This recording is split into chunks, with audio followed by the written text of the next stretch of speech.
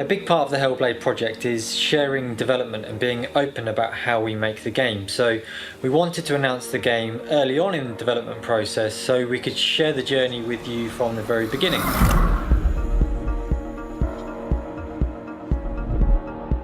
Something we always do at Ninja Theory is create a previs trailer at the very beginning of development to define the art style, the mood and the tone of the game.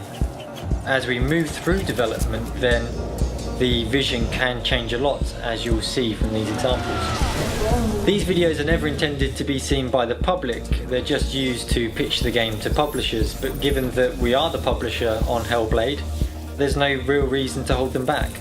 We used to create these in CG, but these days we create them in engine. It's an opportunity for us to take concept art and try and realise it as in-game assets. So we can test whether a character will hold up, we can test whether we can recreate the atmosphere and mood of the art, and we can also test our ability to overcome any technical difficulties.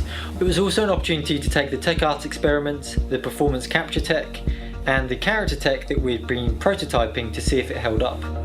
At the beginning of this trailer we had very limited resources. We didn't have any designers or animators, and we only had one programmer, and much of his time was being spent on another project.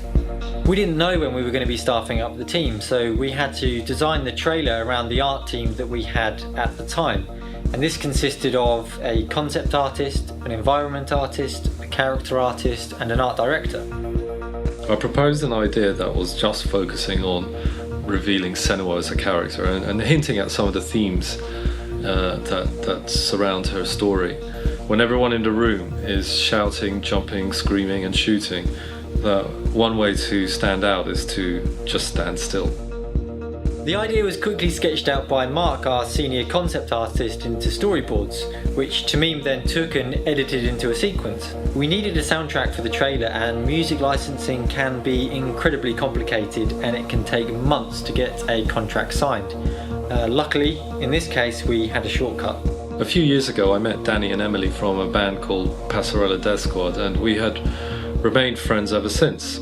They just recently released a gorgeous track called Just Like Sleep, and so I tried it out in the edit and it just felt really good, it felt right for it. Luckily they were very happy to help out. Knowing that we could use this track, I created a very rough edit that was timed to the music. So in Maya we could now block out the environments and the cameras and iterate very quickly in grey box form until we had precisely locked down what we wanted to see at every shot. As we started locking down the view, we would take screenshots and give it to Mark, our concept artist, who would overpaint these into full-blown illustrations. So now that we had the camera set and we had some great illustrations from Mark, we could go ahead and start dressing the scene in full 3D in Engine.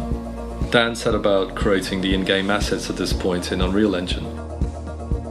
Where possible, we would use real-world reference if we could. So, for example, I brought in a kitchen knife that was made of hand-folded metal. Melina brought in a fox skull that she found on a dog walk. Claire ordered some leather and material samples over the internet for Senua's dress. And Craig brought in a potato sack. So it was around this time that Sony got in touch and asked if we wanted to announce the game at Gamescom at their press conference. The only problem was that we'd been working to one deadline and their deadline was a week earlier. But this was such a great opportunity, we couldn't turn it down, so we went for it. At this early stage we didn't have an actress to play Senua, so Melina stepped in to take up the role. Her skin details, wrinkles and pores were captured in 3D using a device that Stu and Craig had developed in-house. In Heavenly Sword, I believe that we were the first game to actually use performance capture, but it can take months to prepare for a shoot. The shoot itself takes weeks, it can cost hundreds of thousands of dollars, and it can be months before you get the data back. Now in Hellblade we do want to push this tech forward again, but for the teaser in particular we wanted to do it on a tiny budget of a few £100 and in a matter of weeks.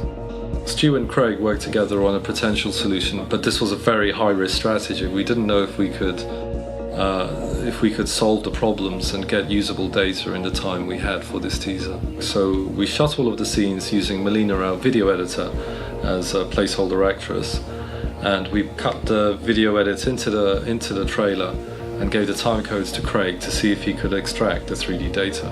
But in this case time was too tight and it didn't pay off. but it's a project we want to return to in the future.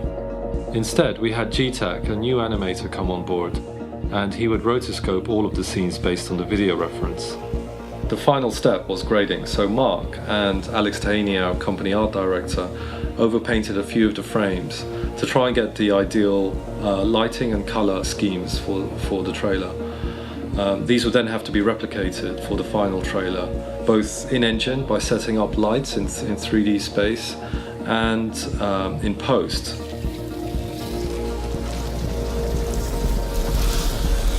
We did make mistakes and we put in a lot of hours to get the trailer done. But to go from an idea to something we're incredibly proud of in 8 weeks and show it at the Sony press conference at Gamescom, it was fantastic.